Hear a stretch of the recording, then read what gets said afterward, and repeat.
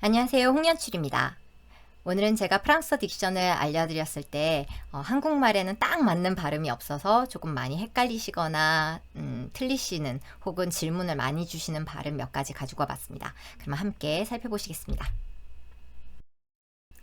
네, 지금 보이시는 네 가지 발음 함께 살펴볼 텐데요. 첫 번째 발음부터 함께 보시겠습니다. 영어 철자에 이를 거꾸로 뒤집어 놓은 것 같은 이 발음 기호. 제가 한글 표기로 으라고 표기를 하는데 엄밀히 말하면 한국말의 으와는 다른 발음입니다.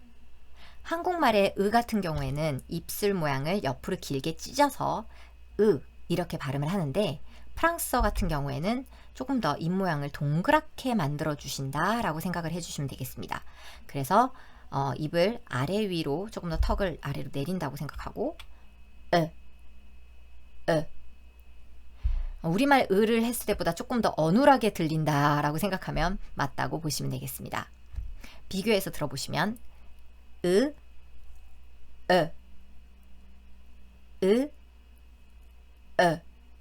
조금 더 입을 동그랗게 아래 위로 벌린다 이렇게 생각하시면 되겠습니다. 예시 함께 읽어보시면 me, te, le 옆으로 찢는 무가 아니라 무, 뜨가 아니라 뜨, 르가 아니라 르. 네, 성악가 선생님들은 이 철자 이라고 쓰여진 것을 보면 이탈리아어 딕션에 굉장히 익숙하시기 때문에 에라고 발음을 해버리는 경우가 굉장히 많습니다. 그래서 메, 때, 레 이런 식으로 에 발음을 하는 경우가 많아서 제가 에가 아닙니다. 으입니다. 이렇게 얘기를 하는데 제가 한글로 으라고 표기를 해도 한국말 으와는 다른 라는 거 기억을 꼭 해주시고 조금 더 입을 동그랗게 만들어서 발음을 하시면 좋겠습니다. 두 번째 발음 물결 모양으로 되어 있는 이 발음 기호, 비음을 나타내는 발음 기호죠. 그 아래쪽 베이스가 되는 발음이 3자 거꾸로 뒤집어 놓은 이 발음 기호 에라는 발음입니다. 그래서 에 밑에 이응을 붙여서 비음이다 이렇게 표기를 해서 앵이라고 제가 한글로 표기를 하는데 앵인가요? 앙인가요? 좀 헷갈리는데요. 들어보니까 이렇게 말씀하시는 분들 계시죠. 엄밀히 말하면 앵도 아니고 앙도 아닙니다. 그럼 무슨 발음이에요? 그 중간 발음 정도라고 생각을 하시면 되겠어요. 그래서 제가 앞에 으 발음 설명했던 것과 같이 옆으로 입을 찢지 말고 조금 더 입을 동그랗게 모아서 발음을 해주신다 이렇게 생각하면 되겠습니다. 그래서 저 같은 경우에는 입을 작은 아 이렇게 벌리고 그 입모양을 유지한 상태에서 앵을 발음을 하시면 조금 요 비슷하게 발음이 되는 것 같아요. 그래서 어떤 분들은 앙으로 들리는데 그리고 어떻게 들으면 또 앵으로 들리기도 하는 것 같아 라고 하는 요 애매한 발음이 맞습니다. bien, tiens, bien. 네, 비앙도 아니고 비앵도 아닙니다. 그 사이 발음이 맞다고 생각하시면 되시고요.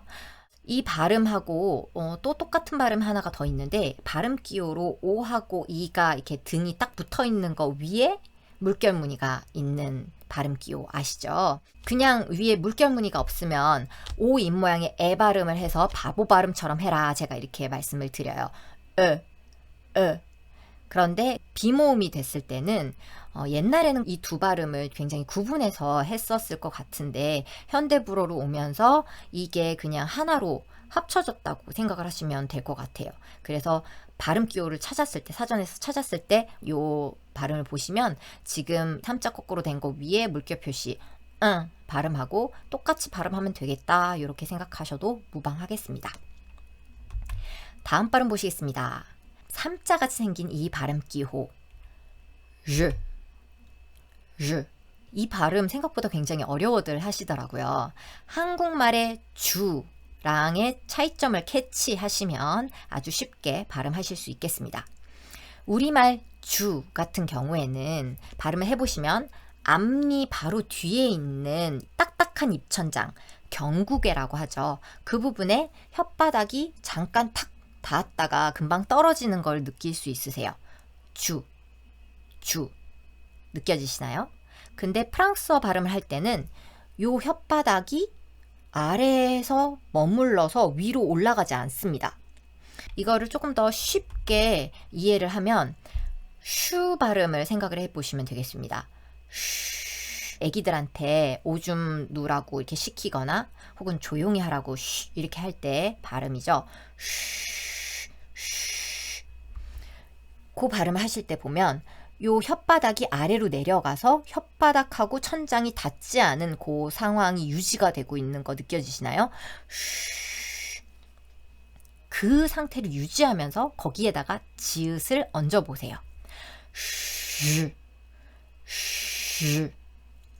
그 발음입니다. 그래서 혀 위의 공간을 유지한 상태로 발음을 한다. 혀 천장에 혀가 가서 닿지 않도록 유의를 해주시면 되겠습니다.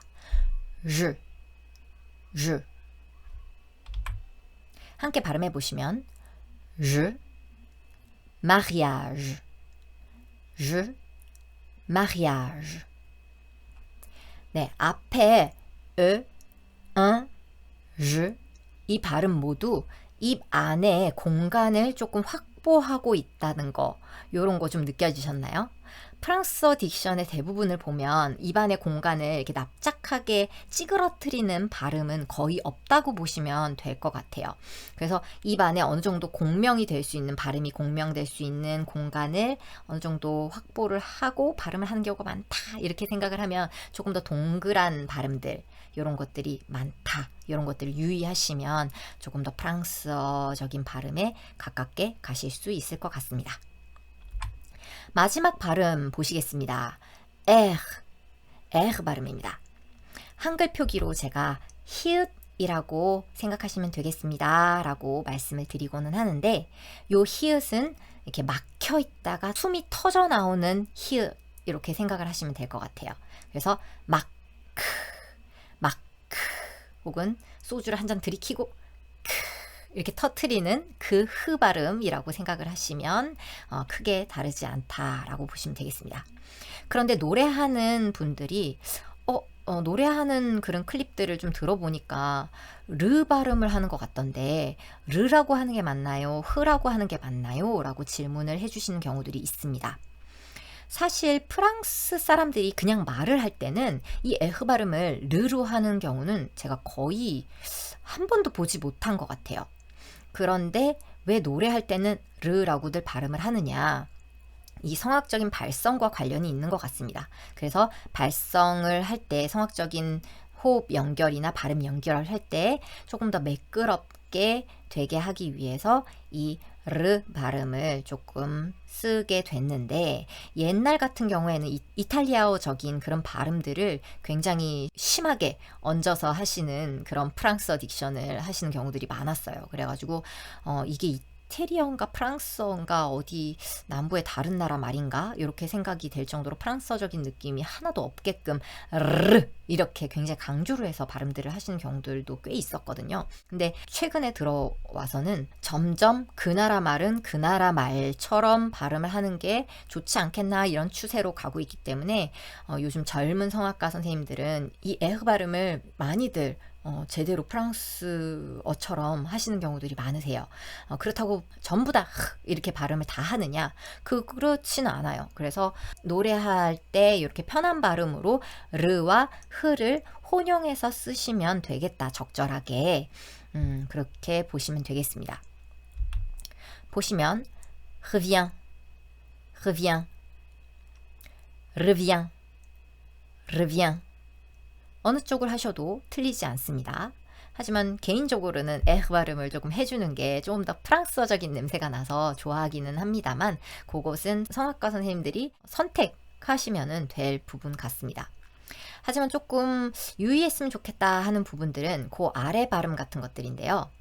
pendre, pendre. 이 에흐 발음이 강조가 되는 발음이 아니라 이렇게 지나가듯이 자연스럽게 이렇게 연결되는 발음, 혹은 끝에 가볍게 살짝 탁 붙었다 떨어지는 것 같은 그런 발음이라는 거 느껴지시나요?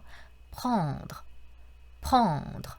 그런데 이 에흐 발음을 르라고 너무 강조해서 발음을 하게 되면 프렁드르, 프렁드르. 그냥 에흐 발음을 했을 때보다 음절이 하나 더 생긴 것 같은 그런 형태가 돼버립니다. 그렇게 되면 뉘앙스가 좀 많이 달라지죠. 그래서 요 뒤에 끝에 가서 붙는 에흐 같은 경우에는 특히나 이 르 발음을 너무 강조해서 하지 않는다. 그래서 음절이 하나 더 늘어난 것처럼은 들리게 하지 않는다. 뭐 이런 것들을 유의하시면 프렁드르, 프렁드르 이렇게 뒤에 르를 하더라도 조금 탁 갔다가 약하게 붙였다가 떨어지는 것처럼 이렇게 발음을 해주시면 뭐 어느 쪽을 하셔도 무방하지 않을까 이렇게 생각을 합니다.